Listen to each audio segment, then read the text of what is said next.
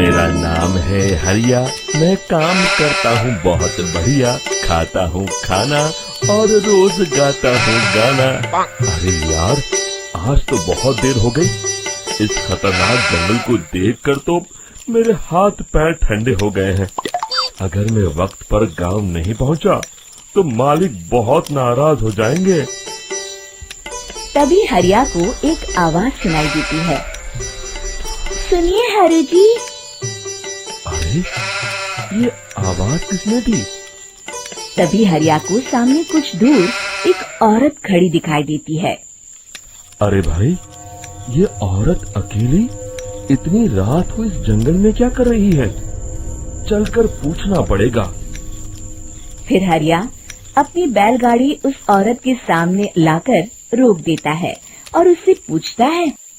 अरे सुनिए, आप इतनी रात को इस खतरनाक जंगल में अकेली क्या कर रही हैं? तभी वो औरत मीठी आवाज में कहती है, अरे हरु जी, आप आ गए। मैं कब से आपका इंतजार कर रही थी। वैसे तो यहाँ से काफी लोग गुजर चुके हैं, लेकिन मैं खास आपका इंतजार कर रही थी। अच्छा, तुम सच कह रही हो? मुझे तो यकीन नहीं हो रहा है। वो क्या है ना, आज तक किसी ने मुझसे इतने प्यार से बात नहीं की। हाँ हाँ हरु जी, मैं सच कह रही हूँ। अब देर मत करिए और जल्दी से मुझे मेरे घर तक छोड़ दीजिए। हाँ हाँ, कौन सी बड़ी बात है, अभी छोड़ देता हूँ। आप मेरे पीछे बैलगाड़ी में बैठ जाइए और मुझे रास्ता बताते चलिए। फिर वो औरत हरिया की बैलगाड़ी में बैठ जाती है और हरिया बैलगाड़ी हाँकता हुआ आगे चल पड़ता है। फिर उस औरत के बताए हुए रास्ते पर चलते चलते हरिया बैलगाड़ी लेकर एक काली गुफा के आगे आकर रुक जाता है।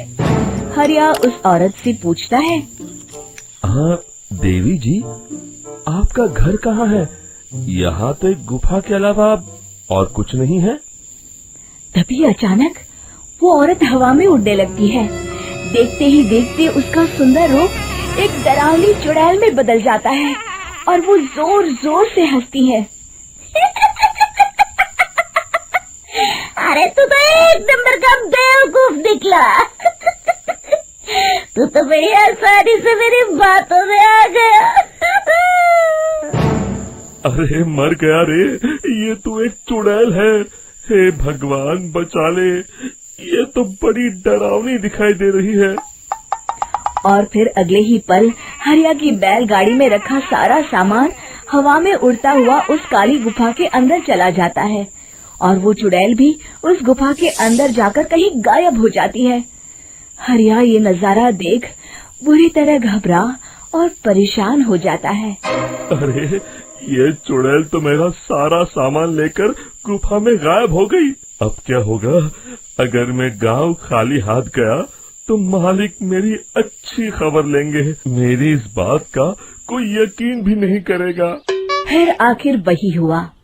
हरिया के मालिक चंपक सेठ को हरिया की किसी भी बात पर रत्ती भर भी यकीन नहीं हुआ। चंपक सेठ को लगा हरिया झूठ बोल रहा है और उसने ही लालच में आकर सारा सामान हड़प कर लिया है। फिर हरिया को बेईमान समझकर चंपक सेठ उसे काम से निकाल देता है। अगले दिन अपनी दुकान में परेशान बैठा चंपक सेठ गुस्से में बड़बड़ाता है। अरे, दुकान में तो सामान बिल्कुल भी नहीं है। अब मुझे ही शहर जाकर सामान लाना होगा। फिर वो अपनी बैलगाड़ी लेकर शहर चला जाता है। शहर से सामान लेकर जब चंपक सेठ वापस गांव लौट रहा होता है, तभी उसे एक आवाज सुनाई देती है। चंपक जी, ओ चंपक जी। अरे, ये तो कोई मेरा नाम लेकर मुझे पुकार रहा है। फिर उस रास्ते में वही औरत खड़ी दिखाई देती है। फिर क्या था, हरिया की तरह चंपक सेठ भी उस औरत के पास अपनी बैलगाड़ी लेकर जाता है और वो भी उसकी चिकनी चुपड़ी बातों के मुंह जाल में फंस जाता है। फिर चुड़ैल उसे भी अपनी गुफा तक ले जाती है और उसका सारा सामान लेकर गुफा में गायब हो जाती है। बेचारा चंपक सेठ लाचार होकर खाली हाथ गांव लौट आता है। फिर ये उस जंगल में रोज की बात हो जाती है। जो कोई भी शहर से कुछ लेकर गांव की तरफ लौटता, वो चुड़ैल उसे बेवकूफ बनाकर उसका सारा सामान लेकर गुफा में गायब हो जाती। एक दिन हरिया एक लकड़हारे को उसी जंगल की तरफ जाते हुए देखता है। फिर हरिया उसे रोकते हुए कहता है, अरे भाई, क्यों अपनी मौत को दावत दे रहे हो?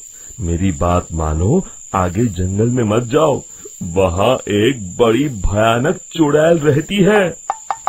लकड़हारा हरिया की बातों को नजरअंदाज करते हुए कहता है, अरे भाई, मुझे पहले ही बहुत देर हो चुकी है, मुझे जाने दो भाई। शाम तक लकड़ियाँ काट कर शहर के बाजार में बेचना है। तुम अपनी ये कहानी किसी फुर्सत में बैठे इंसान को सुनाओ, मैं तो चला। इतना कहकर लकड़हारा वहाँ से आगे जंगल की तरफ चला जाता है। फिर अगले दिन गांव के मुखिया के घर के बाहर बहुत सारे लोग जमा हो जाते हैं। तभी हाथ में कुल्हाड़ी लिए खड़ा लकड़हारा कहता है, अरे मुखिया जी, अब आप ही हमें बचाइए उस जंगल वाली चुड़ैल से। हमारा सारा काम तो शहर से ही होता है। अरे मुखिया जी, उस चुड़ैल की वजह से तो मैं पूरी तरह बर्बाद हो गया हूँ। हम सबको मिलकर उस चुड़ैल का कोई इलाज करना पड़ेगा। तभी भीड़ में खड़ा वीरा कहता है, आप लोग चिंता मत करिए, कल से वो चुड़ैल किसी को नहीं लूट पाएगी। मेरे पास एक बहुत अच्छी तरकीब है।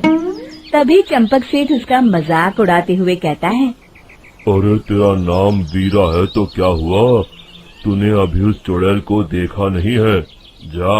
जाकर अपना काम कर, बड़ा आया।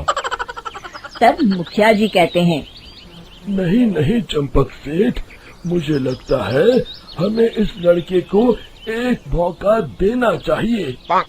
फिर सभी गांव वाले मुखिया जी की बातों से सहमत हो जाते हैं और वीरा शाम को एक बैलगाड़ी में कुछ सामान लादकर उस जंगल की ओर चल देता है। वीरा, ओ वीरा, कहाँ जा रहा है? तभी वीरा मुड़ के देखता है, वही चुड़ैल एक औरत के रूप में खड़ी है। अरे बहन जी, मैं आपको ही ढूंढ रहा था। देखिए, मैं आपके लिए क्या लाया हूँ। अरे वाह, तो खुद मेरे लिए इतना सामान लाया है। तू ही अकेला गांव में समझदार है। जरा देखो, मैं भी खोल के, बड़े भूख लगी है। जैसे ही चुड़ैल उस सामान पर से कपड़ा हटाती है, एक भगवान शिव की तेज रोशनी उसके अंदर मूर्ति से निकलती है और चुड़ैल अपने असली रूप में आकर जलने लगती है। अरे मैं जल रही हूँ, बचाओ! बचाओ! ओम नमः शिवाय, मर गई मैं!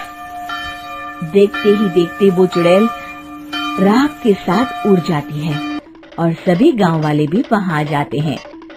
शिक्षा बुराई पे सदा अच्छाई की ही जीत होती है। पूरा वीडियो देखने के लिए चैनल को सब्सक्राइब